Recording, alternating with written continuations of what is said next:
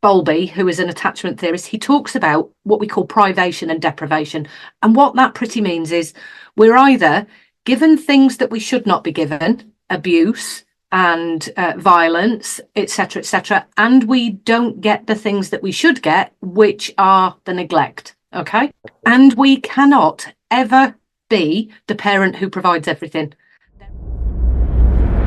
Welcome to the Teen Rockstar Entrepreneur podcast. Today we're going to be talking about trauma, the neuroscience behind trauma. And the reason why we're going to be talking about trauma today is because there seems to be a mental health crisis. And we want to break that down and understand what that means. And we're also going to be talking about what we can do to build that resilience and help youth go through these difficult times. And to have this very important conversation, I have Catherine Knibbs with me today, who is a TEDx speaker and a therapist. Hi, Catherine. How are you? Hi, Naomi. Thank you for inviting me. I'm good. So I was reading a little bit before us jumping on. Right now in the United States, it has jumped that suicide among 12 to 33-year-olds has become the second leading cause of death. Now, I Mhm. don't know what the statistics are in the UK, but I know that we are experiencing a mental health crisis. And I wanted to know what your take is on it. And basically, wanted to start introducing yourself, telling us a little bit about what you do and what your Okay. take is on what's going on today. Okay. So let's start with who I am. Right. So I am a child trauma therapist. So I primarily work with children, but child trauma lasts, and unless it's dealt with, then it can be present in adults. So I do work with adults looking backwards at their child traumas. Okay. My specialisms are pretty much around children who have been exposed to prenatal substances and trauma before the age of 3. And the other thing that I do, which is kind of where we can even talk about the TEDx in a bit, because that comes to the mental health crisis, is I look at the kinds of traumas that have been occurring over the last 27 years around the online space. So if we go with this, the suicide rate, so there are a number of ways that suicide is looked at and recorded. And one of the difficulties is, unless there is a specific way of somebody communicating that they intended to take their life, there's a little bit of a discrepancy in how we measure suicides. And in the United Kingdom, we actually have some research that shows that the highest rates of suicides actually take place in men aged between the ages of about 25 to 55. And we know that the suicide rate around young people and the difficulties they face is increasing. And finding statistics that are accurate, robust, is Yes, always difficult. And yes. certainly the leading cause of many deaths, which I do know is more prevalent in the US, is around what we call fatalistic substance misuse. So this is being tied into the social media space at the moment with Meta, Instagram, and Snapchat, all having varying um uh, parts of their business being taken to court, and Snapchat is currently being taken to court and being sued for a number of fentanyl related deaths. So let's break down trauma because it's actually more common than what we think it is. We all Yeah. experience some form of trauma in our lives. That's why ACEs is a very talked about topic right now. And it's interesting because trauma is not just a form of physical or sexual abuse, it could also be emotional abuse. And I also want to speak about Mhm. the other aspect, which involves neglect. And trauma does include what you're saying when it comes into the technological space, because a lot of youth are being traumatized, they're being bullied, and bullying is something that is really big right now. So I understand that including Facebook has been seeing some prosecution because they've become aware that their sites promote, like for example, anorexia and bulimia among girls. They seem to be promoting these negative type of posts and ads that are being put out there, which is affecting our youth. So when you have clients, how is it that you help them, one, identify their trauma and work through their trauma? Because I'm sure that a lot of the families that are here watching pretty much have a child who might be experiencing some symptoms and Yep. might not understand the underlying reason of what's going on. And the reason why I like to mention that is because our system today, I feel, is failing us in so many ways. Hmm. It's not just technology, it's not just the social media sites, but it's also healthcare, and it's also our school system. And my pet peeve with the healthcare, although I myself have been on medication, and I am not saying don't take medication, but what I see that medication is being used as the answer. And I Hmm. don't feel that it is the answer because it's just a band-aid that is covering the underlying issue. And I feel that what we need to do is get to the root, to the bottom issue. So how is it that you help families, and how is it that families and youth can start going underneath? Yeah. So I wonder if, so you mentioned the ACEs study. I'm thinking about doing this in a way that listeners, viewers, people even just getting tiny little bites out of this. There is a little bit at the moment of a trending word, okay, which is to be trauma informed. And I would certainly say what's actually happening at the moment is because of this seminal piece of work called the ACE. What's come off the back of that are two separate prongs of the approach to this. There's the approach that what happens to you in your childhood can and does affect your physical health later in life. And that's what the ACEs study really kind of focused in on. And the most famous TEDx talk around this particular topic is from Nadine Burke-Harris. And she pretty much went viral with the ACEs study. And sadly, it's become a tool of bashing people with, rather than saying, okay, let's have a look at those different kinds of things that might have happened. Yes. And the other prong is the wonderful Dr. Bruce Perry, who is based in the US, has been on Oprah Winfrey. So if you want to go and check out what he talks about, and child trauma is really, it is very nuanced in terms of what it actually is. And it encompasses far, far, far more than the ACEs study ever even brought around questions. So the ACEs really only looks at 10 things, and child trauma can be much, much bigger. Yes. And certainly, the way that I perceive trauma in terms of the two approaches is the Bruce Perry approach. So it's what happened to you. What is the story behind why you are where you are, whether that's now as a 3-year-old, 10-year-old, 15-year-old, or 55-year-old. And certainly, I would say for me, it's a body brain connection.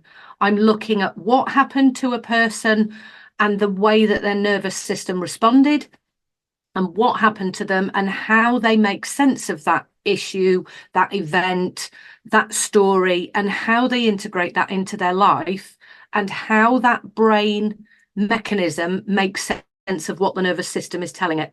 So it's all about the story. I've always said, I'm not only am I a story seeker, I'm a storyteller, which is what I'm doing here. But the story seeker is, okay, let's have a look at the timeline. Let's have a look at what things led up to the event that your body now has remembered and behaves in a state of lack of safety and lack of trust. And let's have a look at how you interpret that in the real world. So when I am working as a therapist, I work. So if we're talking about the child, I will work with the child, and I work with the people around the child, because there is absolutely no point in my working with the flower if I'm not fixing the soil and the position and the amount of light and the nutrients and everything else that goes with it. Yes, exactly, because it's not just looking at one aspect. There's so much that entails that Yeah. process. And so let's say an example of, and I like what you mentioned because it is a story that we tell ourselves. And a lot of the trauma that we keep on repeating in our adult life is because of the story that we're telling ourselves. Yeah. Now, and this is something that is important to distinguish. Uh, when you go through trauma, you are a victim. But once the trauma is done, you are no longer a victim. And I feel like this is Mhm. where the story takes place. And it's helping youth and helping families get over the victimhood mentality. And this is something that worries me because I see this being propagated on social media, this victimhood mentality. We're seeing this now, and I know this is a very, very sensitive subject, the whole trans queer movement, and there is an identity crisis going on. But this is my point. When we speak of identity crisis, this is something that happens to all youth. You went Yeah. through an identity crisis. I went through an identity crisis. We go through Mhm. this. It's part of our developmental process into adulthood. Uh, and there are Yeah. many factors. So what do you think is playing into this becoming a crisis today? And what can we do? So, well, this is that segue into the TEDx that we talked about earlier. So in my so on my TEDx, it's actually called Bodies, Brains, and Technologies. And on that title alone, you would think I'm talking about technology. I'm actually not. I'm talking about the most necessary relationship we have outside of the womb. And it's the first relationship we have with the caregiver, who might not always be our biological parent. And what we're talking about there is children need to feel, and this is a Dan Siegel phrase, seen, soothed, safe, and secure. And if we do not get our early needs met, we do not feel safe in the world. And if we don't feel safe in the world, we can't have those moments that we're having here, which is I see you and I see you seeing me, seeing you. Does that make sense? Absolutely. So again, so there's lots of beautiful terminology around this. So we have contingent moments, and those contingent moments are, I recognize I am important. I recognize my needs will be met. I am safe where I am. This is an intimate distance. And what I've noticed, particularly over the past 27 years, is we are becoming less and less connected in those early moments because of lots of things. So the cost of living, the fact that parents don't necessarily live in two-parent families anymore, children are adopted, fostered, given up. There's all sorts of issues going on. Excuse me. And post, first, second world wars, there has been a lot of poverty, lack of safety in the world. So the parents are dysregulated and they're not able to provide necessarily for those children. And our sense of self is developed before we become three. That sense of self is I am with you, I am separate to you, and I can rely on you. And what I've really noticed is those early moments are not being embodied in the way that they were in let's say, a fairy tale story in Disneyland. And what then happens is as children go from being young children, which is I can be whatever I want, I don't know, I can become a robot, I can go to Mars, I can imagine the unimaginable. And we called that the child fantasy process. And there's lots and lots of theory around this, that when we hit adolescence, there's a reenactment of the early years. And that's where crisis interventions and crisis moments and lack of identity and lack of self begin to emerge. And for me, there's a repetition for early issues around food and nurture. Excuse me. There's a reenactment of trauma that comes out. And adolescence is such a tumultuous time that we do end up in a place where we want to grab hold of something that means something to us. And for young people at the moment, the amount of things that they could do, might do, and I'm just thinking careers here. Okay. So I could be a YouTuber, but actually I could do my exams and I could go to Mars and I could be an astronaut, or actually I could go and work with plants. I could be a footballer. I could be blah, blah, blah, blah, blah. That, amongst everything else that appears on social media, has led to overwhelm. And that overwhelm has transitioned into lots of different areas of identity. Does that make sense? Yes, absolutely. Information overload. I feel like what it, Hmm. and when you think about it, when you talk about food, you talk about family, you talk about everything, and we see the process, the evolution of humankind. Well, we've really sped up in the last Yeah. 150 years. So I believe, well, it's not my belief, it's research shows that the human brain has not been able to adapt and evolve as quickly as Yeah. as we have grown as a society, and this is a big reason. You mentioned a lot of important things, and that is why youth has this identity crisis. And you mentioned the home environment and our caregivers. It's the most important relationship that we can have, and this relationship dictates our future relationships and our future life. Now, there seems to be a huge problem because, we live in such a busy world, like you said, and parents just don't have the time. So there is a lot Mhm. of emotional neglect, and these needs are not being met. So youth are getting their needs met on social media, but it's not Yeah. working out right for them. So usually when you work with families, like a parent that is listening to this, or a child that's listening to this, what steps can we take? Because the mistakes have already been made, right? And Yes. and to parents, I want to say, and I always say this in every episode, the parents that are listening, whenever we're talking about issues at home, we're never attacking the parent, because we understand that we are all in our journey and doing the best that we can. And a lot of times Absolutely. it's lack of self-awareness. Like, my parents didn't know that a lot of the things that they did were going to be detrimental or were going to cause trauma in me. A lot of it is ignorance and lack of information. So I always tell parents not to take this personal, to take this as Mhm. a investigative approach, and see, what areas you need to work on and improve, and that way improve the relationship and the home environment. So Mm. with that being said, please go on. Yeah. So I mean, I tend to use, and I do like certainly working with parents. And if parents are open to listening to a little bit of poetry, I will normally work with them on two types of poems. There's the Philip Larkin one, which is Parents F You Up. And essentially, that is, they do not mean to, but they do, and they add a little extra too. So there's this thing about no matter what we try to do, we will always have that element of the thing we didn't know until we know it. Okay. Exactly. And that is the compassionate part of my work, but it's also the compassionate part of parenting, and that self-awareness is I do not like to parent blame. And I will give you a little anecdote here that my children are now, well, they're older than the internet in terms of, so they're late 20s. We talk about the mummy that I was before I went to therapy, so with the military background that I have, and the mummy that I became when I became a therapist, and boy, are they different. Yes. And one of the things that I found is as I trained as a therapist, I spent a long time crying and getting in touch with, I didn't do that, I didn't know that, I did that, that was so bad. And in the words of uh, Bowlby, who is an attachment theorist, he talks about what we call privation and deprivation. And what that pretty means is we're either given things that we should not be given, abuse and violence, etc., and we don't get the things that we should get, which are the neglect. Okay. Exactly. And we cannot ever be the parent who provides everything.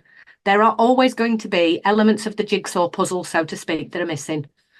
And more often than not, when we have children, we have hopes and dreams and desires that they will be everything in the plan that we make. And that's the other poem that I show, which is around, and I think it's We Went to Holland. I think it's called We Went to Holland.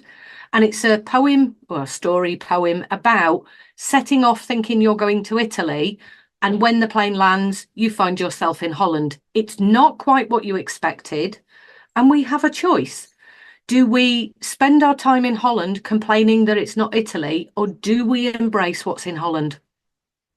Absolutely. And there comes resiliency, and which is a really Yeah. important life skill to have, which another pet peeve is not taught in schools, and I believe is so important. And I believe the main reason why youth are feeling the way that they're feeling, because they do not have the skills to be able to cope with the stresses that they are facing. And I like what you said, that not parent every parent could provide everything, and that's why I always tell youth to look at parents like they would a friend. Hmm. Sometimes when we think of our parents, we think that they should know it all, and because they're older, they should be doing everything right. But I say this all the time because it's humorous. Everything that we buy comes with a manual. right? It comes with Hmm. instructions.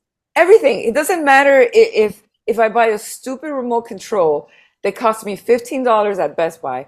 It comes with instructions.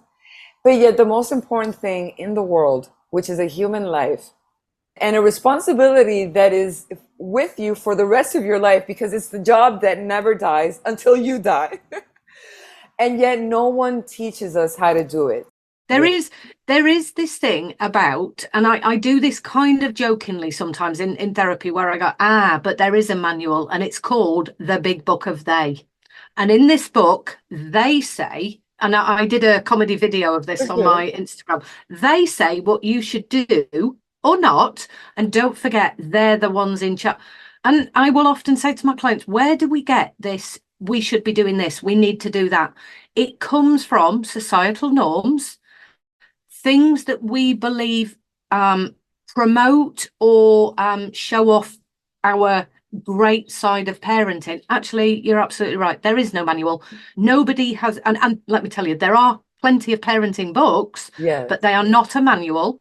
And each and every child is individual because each and every parent comes to the relationship of being a parent with everything that was in their past, and that includes the bits that they didn't know and all of the traumas and all of the other junk that they bring with them. Yes. And you mentioned expectations, and I think that that's really a good point Hmm. because I also think that a lot of parents come into the relationship with their child and they think, okay, well, I didn't get to do this. I didn't get to go here. I didn't get to try that. So Hmm. now my child is going to do all of it. And that this is where the huge power struggle comes in between the parents and the teens. And I think it stems from these parental expectations that we have.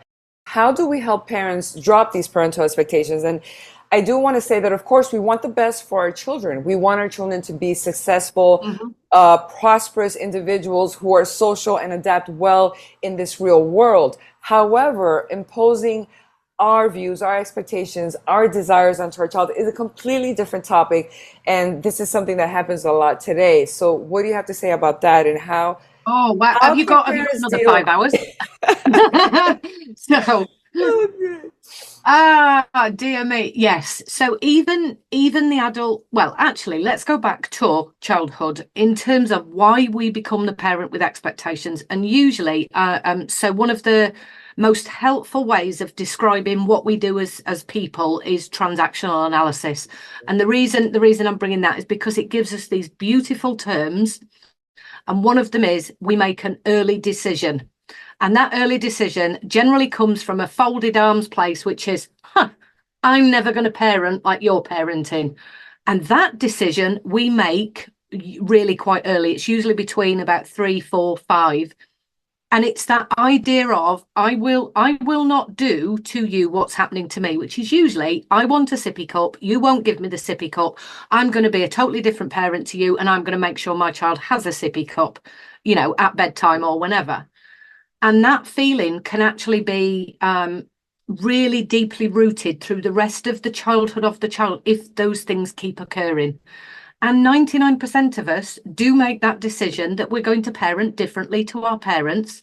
And sadly, we reenact it because we can only parent how we were parented. And more often than not, the adults that I'm working with will say things like, I can't believe I'm doing it's what my mother did. It's what my father did. It's what my teachers did. Why am I doing it? And I think, because part of our early childhood experiences, those early decisions are we learn how to take care of somebody else. And that becomes what's called an internal working model. This is how we relate to people. This is how we take care of people. And because we experienced it and we're then caregiving in the same way, our children tend to react to us in exactly the same way that we reacted to our parents. And it's difficult. It is really, really difficult. So I came up with an acronym. I can't remember when this was, about 5 or 6. No, it might even be longer than that. So I'm trying to rack my brain now what year it was. Anyway, it doesn't matter. But I started to say to parents, it's how you go and learn CPR for resuscitating one of the dummies, and you have to go and learn how to deliver first aid. Well, parenting is a little bit like that. You have to have consistency, and the consistency comes from, I understand I'm the grown up. I understand that I may not meet all of my child's needs, but I also understand they have needs. And just because I don't think the blue sippy cup versus the red sippy cup is a big deal, I recognise and accept my child is having a difficulty with this in the moment. So that's the consistency. It's child-centered all of the way. And then we have the persistency, which is, and we always deliver the same kind of message, even if we are, I don't know, out at a restaurant, at somebody's house, that certain behaviours are acceptable and certain behaviours are not, because maybe we consider them rude, or maybe we consider that this is how we want to approach it, such as bedtimes. And sadly, what we tend to do as grown-ups is we give children conflicting information. You can stay up late on such and such a night, but you can't stay up late at any other time. And it's because I change the rules when I see fit. And children really struggle with that. So it's like another way of thinking. The persistency is about boundaries. And then the resistancy is when the child begs and pleads for you to change your consistency and persistency, that you stay resilient in your approach to being child-centered. And I've written an example of this in my third book. Yeah, the third book, where I talk about a child in my therapy office, particularly if they want to stay a bit longer, will go and turn the sand back over. So I have a timer, and they'll turn the sand over and they go, look, it hasn't finished. Wow. And I say, I know. It's sad that we have to end, but we do have to end. And I get that that's frustrating, sad, whatever it is that the child might be feeling, and I will reflect it back. However, we have to end because this is what happens every single week. We end, and then next week you can come back and you can have the same amount of time. It's on the sand timer. The sand timer never changes. It's the same amount of sand. And that's the thing that helps a child feel safe. The boundaries, the persistency, the fact that I do not change and say, well, let's just have another 5 minutes then, because that creates that moment of, can I trust you? Why did you change the rules? What is it that you want out of this particular transaction, or what is it that you want out of this particular event? And actually, I was only testing to see if you would change your mind, and now you have changed your mind. Now I feel unsafe. Yes, that was a major problem that I experienced in my home, the lack of consistency and the lack of security and safety. And that does create, when we speak about attachment, you spoke, a very inconsistent attachment pattern, an insecure attachment, which is really detrimental to your relationships growing up. And what you said about the boundaries is also one thing that I experienced too, and something that I always tell parents, that they need to be consistent.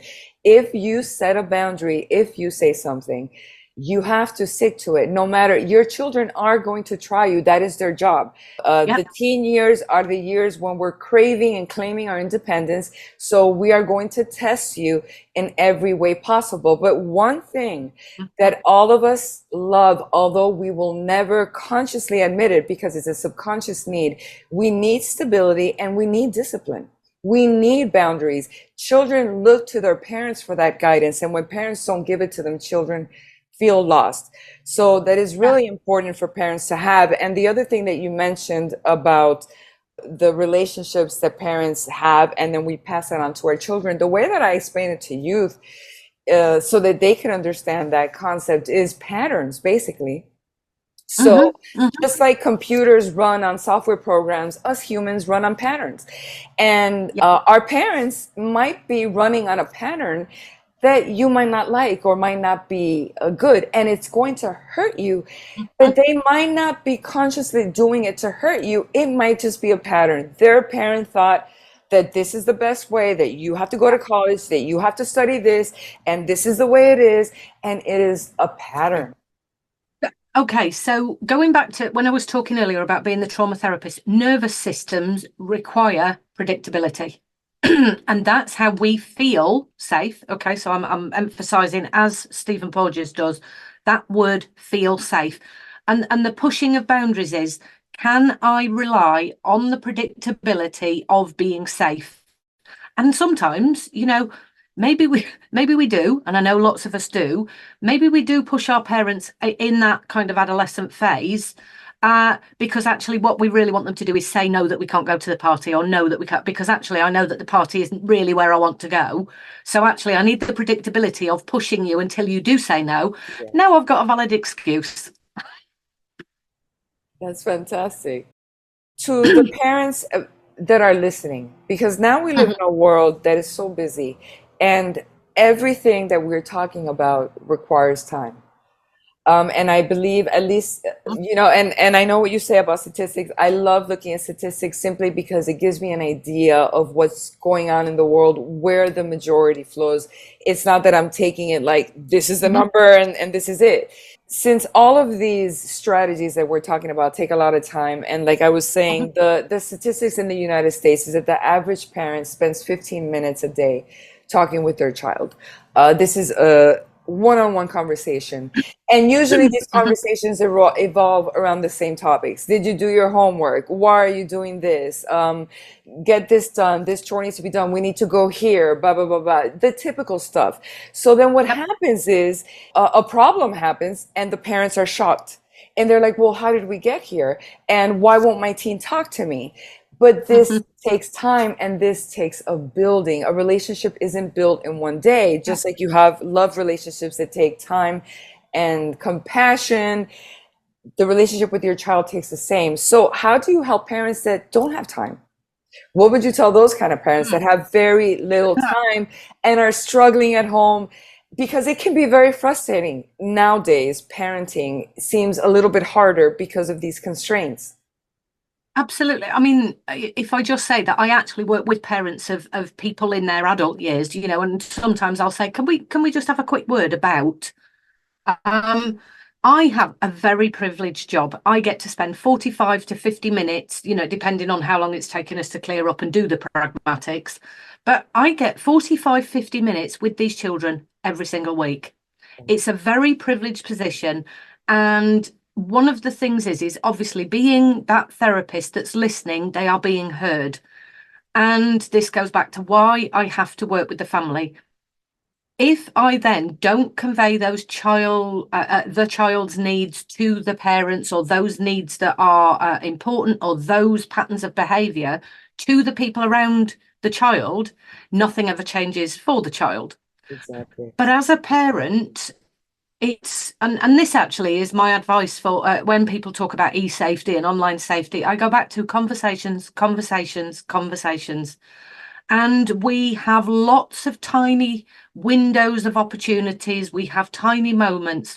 But for a lot of parents, those conversations are hard. How do I start that conversation, Kath? What do I say? So a lot of the help that I give to parents are, okay, well, let's think about how you would want to be talked to. Would you like a closed question in terms of how was school today? Well, it's kind of moot in terms of it's not really asking about me, it's asking about school. And what you've really asked is, how was school? Well, school is school.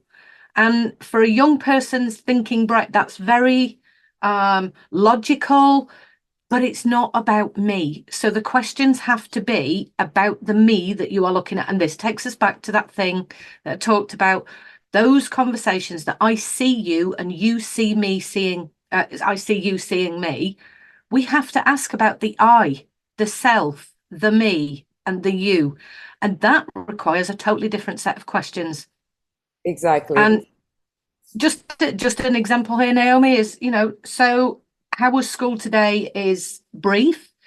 What was the best thing about school today? That's often one that you'll find if you look at the Instagram gurus. But actually, ask about friends, listen in for friends. Now, this is what I will spend a lot of time. And I say to the friends, and they go, oh, well, Billy and Timmy. I say, ask how Billy and Timmy are getting on. What they did today?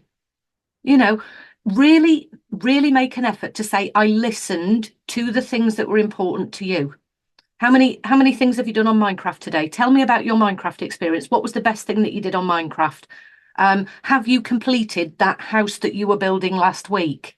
It shows that you've taken an interest. Yes. I'm really big on open-ended questions and going in a little deeper because, like you said, how school is not going to tell you anything about your child. And if you want to develop that relationship with your child, you need to ask questions about him and try to get him more Yes. involved. And this is something that takes time. It's not going to happen in one day. And another thing that I tell parents is that the teen years are a little tricky because this is the time where they're trying to claim that independence. So parents are not going to be their best friends at this time. And a lot of parents feel Hmm. rejected. So it's just being aware, being very conscious. And this is why I also like to work with parents as well. I have the coaching for teens, but I usually offer a couple of coaching sessions for the parents because they also need to be aware of what it is that they're doing and the environment that they're creating in their home for their child, because that's the only way that their child is going to be able to flourish. It, do you know what? You actually have reminded me of so in okay, the first book I'm talking about tidy in the bedrooms, okay? So one of the things that's happened on social media for lots of years are the parents who take the pictures of the bedroom. You know, if you don't tidy it, I'm going to take a picture Yeah, of your I bedroom see and I'm that going to on put it on Facebook social groups media, all the right? time.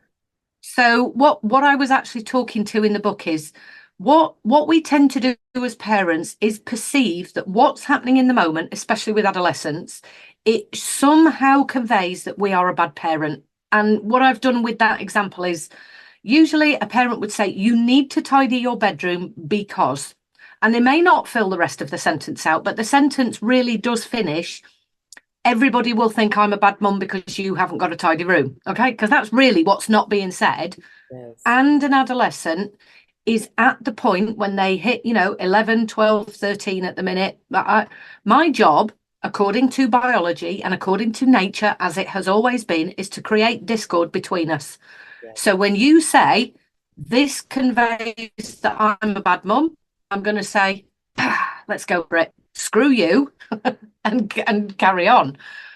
But what we don't do, and I think nonviolent communication has been brilliant in this area in terms of, okay, so when you command and when you demand, you will receive a refusal.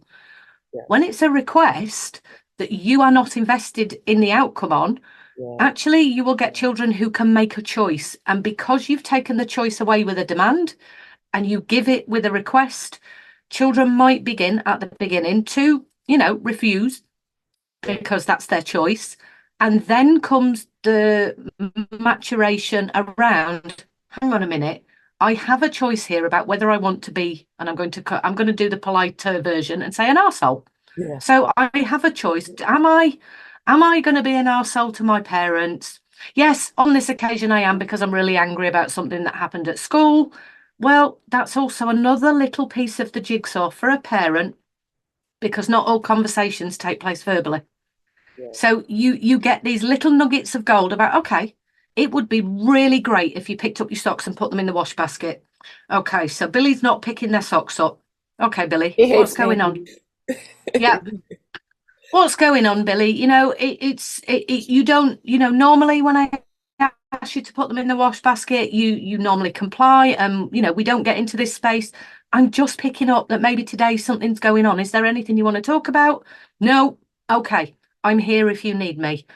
And the bit that's really hard for a lot of parents is accepting that there comes a stage, and it's different for different sexes, it's different for different ages, that there are going to be stages when your child does not want to talk to you because actually you're the mom, you're the dad, you're the auntie, you're the grandparent. And then we tend to do exactly what you've just said there. Oh, it's all about me. They hate me. Actually, no, it's biology. It's Yes. biology. Exactly. And to understand, to not take it personal, to understand that this is a part of life, and to also Yeah. remember when we were teens. Did we not experience the same things? Did we not want to hang out with mom and dad? It's just using that compassion and developing that self-awareness to understand that. And I like what you said. I like telling parents to give their youth choices so that they feel that they have a little bit more control, a little bit more Mhm. say. So let's say that you want your child to go to bed at a certain time. Instead of saying you're going to bed at this time, give them choices. Say, since you have to be in bed by this time, What would you like to do? Would you like for us to read a story before you go into bed, or would you like to watch your favorite program before? What is it that you would like? So then the child thinks, oh, wait, I have a say in this. I have Hmm. stake in this decision. And so now it becomes a collected effort. It becomes teamwork, not a control, because I feel that a lot of what's going on with parents and youth is the power struggle. And that is what I get a lot in Absolutely. parenting, that power struggle. Yeah. I don't know if you get that a lot. Absolutely. And even, even when, so certainly I see that power struggle in couples, when one's attending and the other one doesn't. Well, it happens in all kinds of relationships. And the power struggle is about, you can pretty much dial it back all the way back to, I don't feel safe. And if I'm in control by having that power, Yes. that helps me feel a little bit more safe. Or there is the child parent dyadic. And again, TA gives great examples of this. But if I feel in a one down position, I'm going to fight to be equal. And Yes. that's usually where children are coming from is I don't feel like I have, you beautifully said it there in terms of I don't have a say. And that means that I'm unimportant. Therefore, I need to exercise my right to be important. And to be important, I now have to engage in a battle with you in order that you see me. And we're back to seen, soothed, safe, and secure. Exactly. And this is why it's so important for parents to understand this, because knowledge is power. And a lot of times we Mm. don't know why we do the things we do, or we don't know why this relationship always ends up this way. Why we struggle so much in certain circumstances. And when we start peeling the layers of the onion within ourselves, we start realizing that we ourselves have these wounds, these unmet needs that we all have. And, is another opportunity for you to be able to take that journey inside and be able to look at those aspects of yourself that need healing. Uh, So there's a really good recommendation here, Naomi, and I know and I do absolutely adore kind of Dan Siegel's work, but he did a book a long, long time ago with Maria called Parenting from the Inside Out. It is not a book necessarily about parenting. It's about how and why you parent based on what happened to you in your childhood. It is one of the most fabulous books, and it's probably the most handed out book I give to my clients when we're working with parenting or I'm working with the child. I will say, go and read this, see what it illuminates for you, and see how you recognize you in the now based on you in the past. well, and we will be leaving a link on that book for the parents that want to see it, Mhm. as well as your books, so the parents can look. And before we start wrapping it up, I do want to ask about social media, our Mhm. last little conversation, because it is such a big problem for youth nowadays. And as we're talking about youth struggling with identity, youth struggling with trauma, with bullying, with everything that already is a part of youth, it seems to be exacerbated with social media. So, what are some things that you counsel with when it comes to the parents and the teens and social media on how to handle this huge problem that parents and families are facing? Aha. Well, okay. So the way that I describe the problems that people face is by this word cyber trauma. So I coined that about 13 years ago. And what I tend to see um, is pretty much what I've been writing about in the books. And I think I'm up to about 67 different types of cyber traumas if you look at them individually. But mostly, again, this is the TEDx talk. Mostly, and I'm going to use a phrase from the TEDx talk, if we do not get our needs met out here, we will go looking for them in Yes. there. And generally, that's why young people are getting into the pickles and the dramas. And let's just take one of the biggest issues for young people at the moment. They might be in a group, so that might be a WhatsApp group or a Snapchat group or a messenger group, and some sort of drama happens because it's group dynamics, and then one person's ejected, or one person has something doctored and changed, or they have something said about them, or they're teased in a particular way. That's often what's going on. And it is no different. And I'm going to say here, for the parents that are dealing with this, you have been through childhood.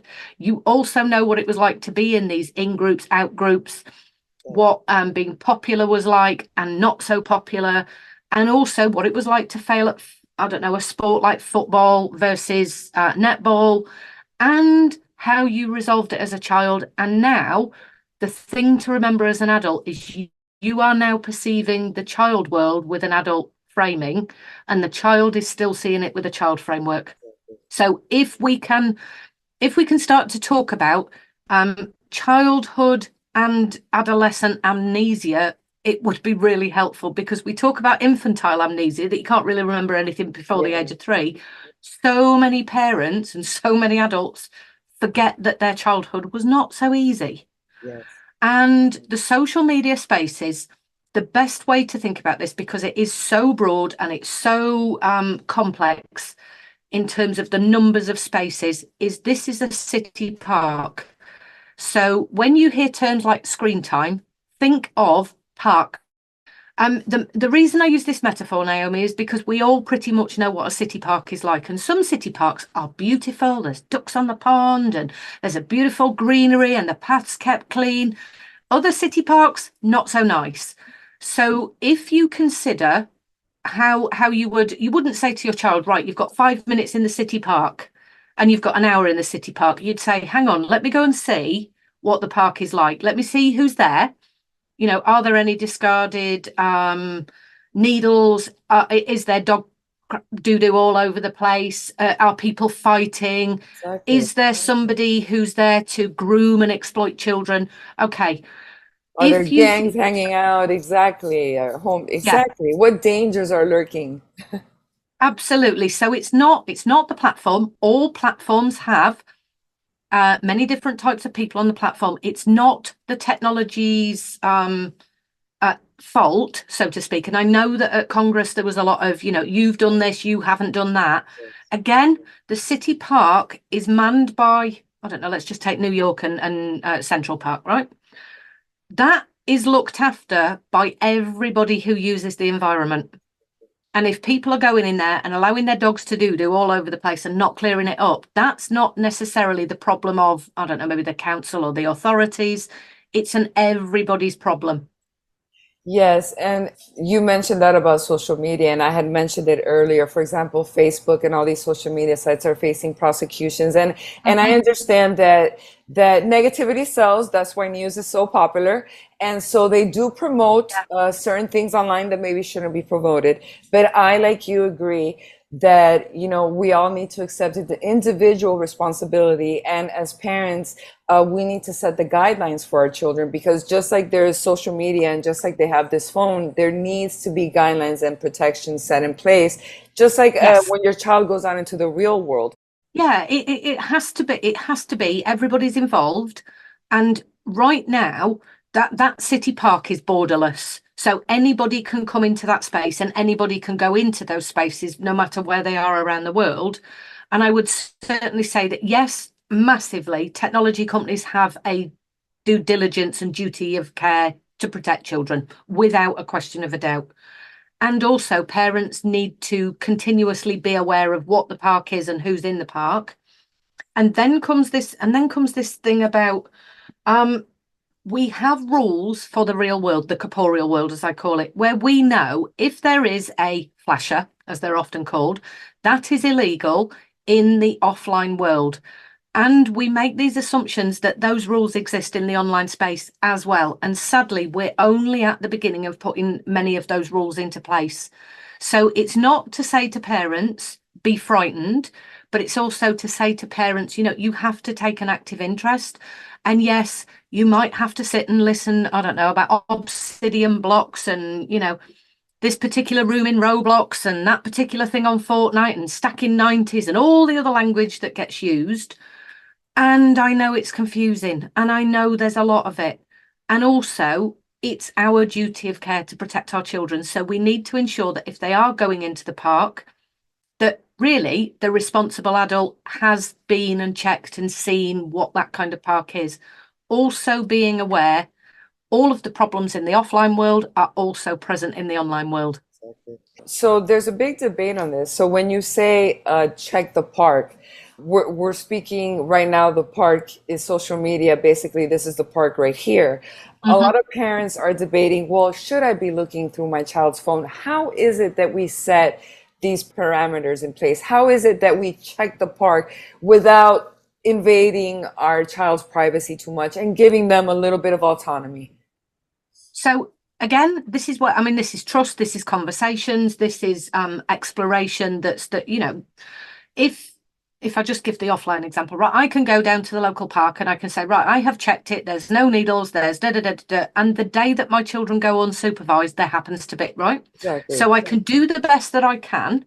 But certainly, when we start to look at the ages of children and their rights to privacy in a digital environment, you start to encounter some of the laws around consent, GDPR, data protection, EPR, some of the rules that are around the world.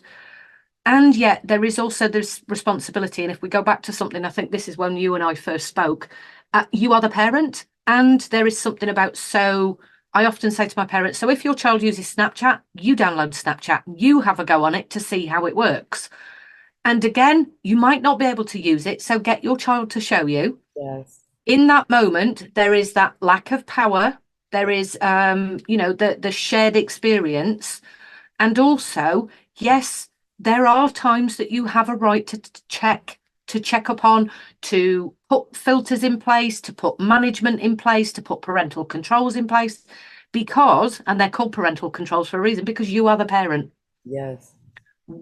When your child's 14, 15, 16, it starts to get a little bit difficult because that's that age of independence. And what you are attempting to do is create an environment where you do have to give your child a little bit of trust, but also that trust has to come back that should they encounter something difficult, they know you are safe, predictable, consistent, and they can come to you with a problem without fearing the consequences. Yes, I totally agree. And that's why I had mentioned earlier teamwork. And this is something that parents need to understand, that it's not addressing a problem when it arises. It's every day developing that Yeah. relationship and every day being there for your child. Because the thing is that, especially with online, our phones and everything, we have so many people that are influencing our children. So many people that are, as you say, whispering in their ear. So what you want to do is you want to be the most pronounced voice, the most heard voice, and the most positive voice for them, so that when they aren't in trouble, they don't go online and they don't go anywhere else, but they feel comfortable and safe enough to come to you. Yeah, and just to give a reflection on that. So as my children were growing up and using the internet, we constantly had conversations where they'd say, "Oh, I'm talking to somebody, or somebody's added me," and I'd go, "How do we know that who they are is who they say they are?" And then we'd talk about how you can check. Well, I could go to their profile and I could see this, and I'd say, "Okay, so what happens if they were very good and they created that?" Well, what I would do is I'd check if my friends had their friends, and then I would. So it was really giving them the tools around critical thinking. But let me tell you, my children made mistakes. They got into, as everybody did, including my age group, we just added everybody we knew that we thought we knew on Facebook. And here's a great example. How many adults have accepted a friend request from somebody they're already friends with because the account was cloned and hacked? All of us. Me. So Yes. we have to be able to say, okay, I'm not 100% in this arena, and I don't expect my children to be either. So that's that level of. I did that when we first started with Facebook, and it was my very, very original book, which is how I came to the term around cyber trauma. I did what everybody else did. I added my school friends, I added friends that I work with, I added. Then it became this moment when somebody shared a picture of me back at secondary school, and I was back to being in secondary school just from looking at a picture. And I thought, whoa, I didn't want that. That was not something I invited into my life. And it was to do with, because for those that can't tell, I've got very curly hair, which is associated with, as a 70s and 80s child, gets associated with a particular jam jar and Yes. certain race. So that was my childhood. And this was one of those moments that somebody put the picture up. Do you remember when Nibsy, blah, blah, blah? And I thought, how interesting. So, we can This, be taken back by. yes.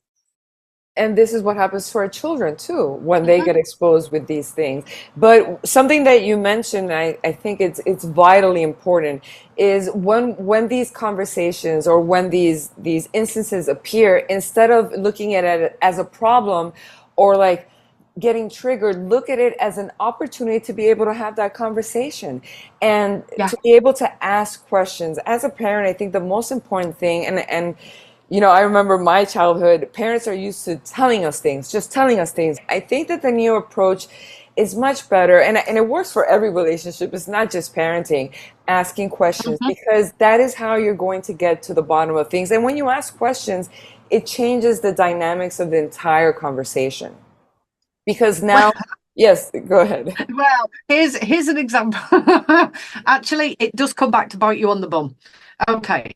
So Okay. one of the things is I educated my children in this critical thinking, and now I can't even have a conversation with them finding a counter argument to what I'm actually saying. So it has come back round in Yeah. terms of, if I say, oh, there's this new piece of research and look at so and so, and they go, well, here's a counter. Yes. Yeah. Well, it's obviously, yeah, it's gonna bite you in the butt sometimes. But Yeah. but in the end, what it is creating that teamwork and looking the relationship with your child as not you and me, but an us. And when something happens, even if it triggers you or if it really upsets you, to try to think of it as is this child is not doing this to upset me. This child is living his experience. I'm caught in the middle of it. Let's try to find a solution for it. Even if it's something as Beautiful. terrible as he totaled my car, he didn't total the car to get back at me. It's just something that happens. And when you start taking yourself out of the picture and you start looking at Yeah. it as more like this, it becomes a more manageable situation. So I want to thank you so much, Beautiful. Catherine, for this amazing conversation. I know that we had talked about having a part two so that we can go in deeper and talking about all of these things that are the labels, the Mhm. neuroscience, and the developing the techniques for our parents to and children to be able to cope with all of these things. But we're going to close this episode for now. I don't know if you have any last words that you would like to say to our audience. No, I think you covered it right at the outset. We are only doing the best that we can with the tools that we have, and tomorrow we might have more tools and we can do better. Yes. Well, thank you so much. And thank you guys for being a part of our podcast. We hope that you found this podcast interesting. As you can see below, we're going to be attaching all the links so that you could read Catherine's books, so that you could see the parenting book that she also mentioned that is very important. Until the next episode, we wish you guys a fantastic week. Hey Rockstars, that wraps up another electrifying episode of the Teen Rockstar Entrepreneur podcast, where we dive deep into the journeys of incredible minds shaping their destinies in the world of business, solo, and entrepreneurship. Now, before you hit that pause button, I've got some exciting news for you. If you're ready to take control of your life, eliminate anxiety, insecurity, and fear, then look no further. Head over to the teenrockstarentrepreneur.org website to grab your very own copy of the comprehensive 140-page Designer Life Blueprint Teen Workbook. This workbook isn't just a guide, it's a roadmap to unleashing your true potential. Packed with insights, exercises, and strategies, it's your key to crafting the life you've always dreamed of. A life where challenges are conquered, dreams are pursued, and happiness is your companion. So what are you waiting for? Visit teenrockstarentrepreneur.org and kickstart your journey to a life of purpose, passion, and success. Stay inspired, stay motivated, and remember, your journey is just getting started. Until next time, keep rocking and rolling towards your dreams.